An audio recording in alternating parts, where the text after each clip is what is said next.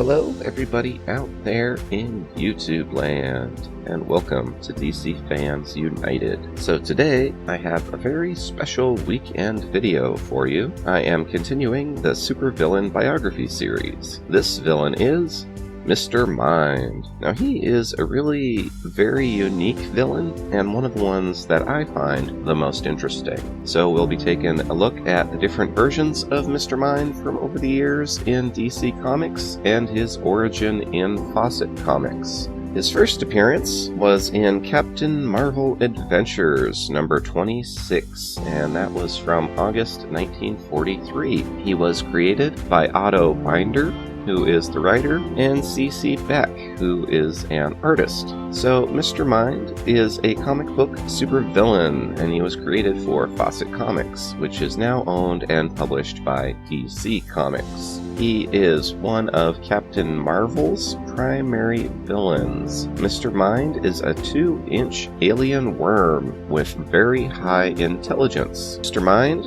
usually carries out his villainous plans through an organization called the Monster Society of Evil, which is significant as it is one of the first supervillain teams in comics to contain villains that a superhero had previously fought.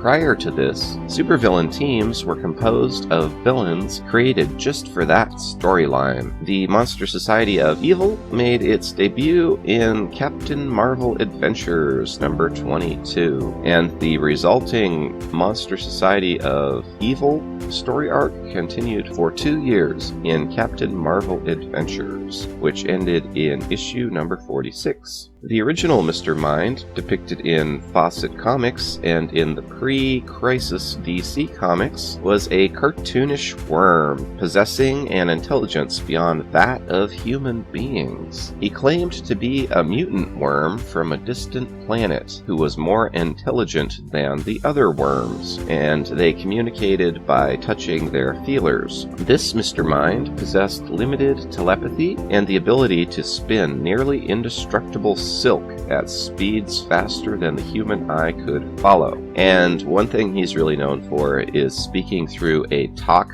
box, which hung around his neck and amplified his voice so that the larger beings can hear him. And he was depicted as needing glasses. So in Shazam number 2 from April 1973, he is discovered as having the body of a lowly worm, the conscience of a Hitler, and the brain of a genius. Meanwhile, the membership in the size of Mr. Mind's Monster Society has changed dramatically over the years, from thousands of members, including all of the Axis powers in the 1940s, all the way up to only a handful in the current DC Shazam stories. So another version of the Monster Society first appeared in All-Star Squadron number 51 and ran through number 54, and that was from November 1985 to February 1986. And this took place in the universe known as Earth 2. Mr. Mind came to Earth 2 during World War II,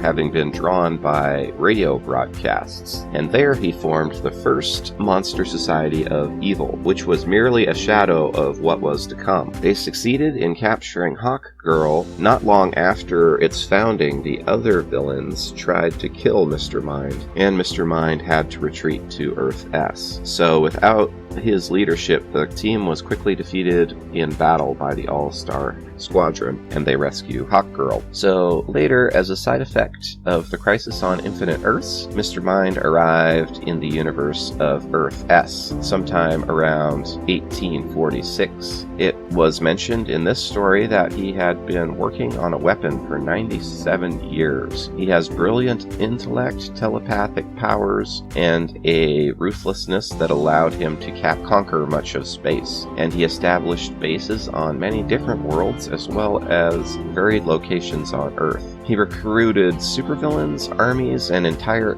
alien species to aid him in his attempt to conquer Earth. And he first relayed his information via radio, meaning it was not revealed that he was a worm until well into the story. At its height, the Monster Society is said to have had the greatest villains of 87 worlds within its ranks. He began his reign of terror on Earth in 1943 and boasted that he and his Monster Society would give Captain Marvel nightmares from now on. His attempts to do so had been featured in the past in Captain Marvel Adventures number 22 through 46. Mr. Mind had many varied plans, but Captain Marvel stopped them all. He dismantled all his resources and arrested, frightened away, or accidentally killed all of Mr. Mind's henchmen. So Mr. Mind was sentenced to death in the electric chair for having killed over 100,000 people, but Mr. Mind's alien physiology proved resilient to the high voltage, and he entered a state of suspended animation, so it was mistaken that he had died, and he awakened as his body was on the verge of being stuffed for a display in a museum. He hypnotized the taxidermist into creating a duplicate of himself, and he escaped. So, Mr. Mind reformed his Monster Society of Evil one last time in World's Finest Comics number 264, which ran in August 1980. This was arguably the strongest incarnation of the group ever formed. Almost the entire Marvel family had to unite in order to stop them, including Mary Marvel, Captain Marvel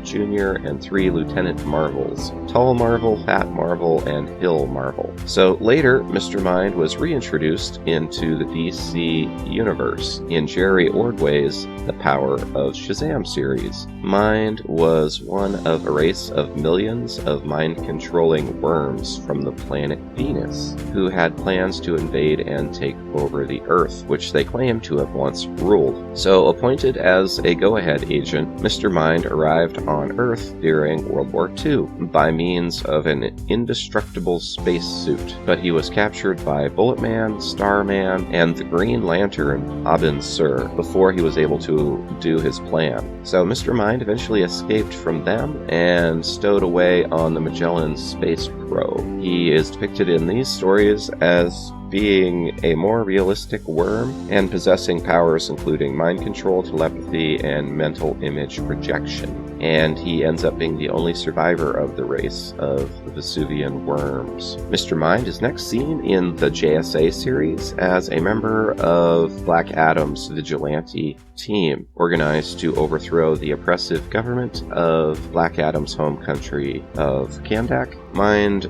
inhabited the body of Brainwave and amplified his powers until being discovered and captured by Adam and JSA. So, Mr. Mind played an integral role in DC's year-long weekly comic 52, and although his importance in the series was revealed gradually over time, it involved concepts of time travel and temporal paradoxes. So, Mr. Mind makes his first appearance in the New 52. After Dr. Sivana has an alliance with Black Adam that fails, he heads to the Rock of Eternity, where he can't get in because of a magical shield. He cries out for someone to save him and hears a voice. The voice is then heard saying it is indeed possible to save him, and the voice also says he has been watching him with magic eating away his body but not his mind. Dr. Sivana asks for the voice's name and discovers a caterpillar-like creature trapped in a bottle. The creature claims that people call him Mr. Mind and takes note that he and Dr. Sivana will be the best of friends. So, Mr. Mind had a few appearances in television. He appeared in the Kid Superpower Hour with Shazam and was voiced by Alan Oppenheimer. The Monster Society of Evil is featured in Batman the Brave and the Bold, and Mr. Mind appears in the newer, more recent show Justice League Action, and he is voiced by Oliver Vacour. So that's all for now. There's even more information out there on Mr. Mind. He's been around for a very long time, but these are definitely some of the highlights. I think he's pretty interesting, and I hope you found this video informative. That's all for now. Thanks for watching, and as always, if you aren't subscribed, please subscribe. It helps me out a great deal. Feel free to comment, share this video, and all that. Alright, that's all for now. Thanks again. End of line.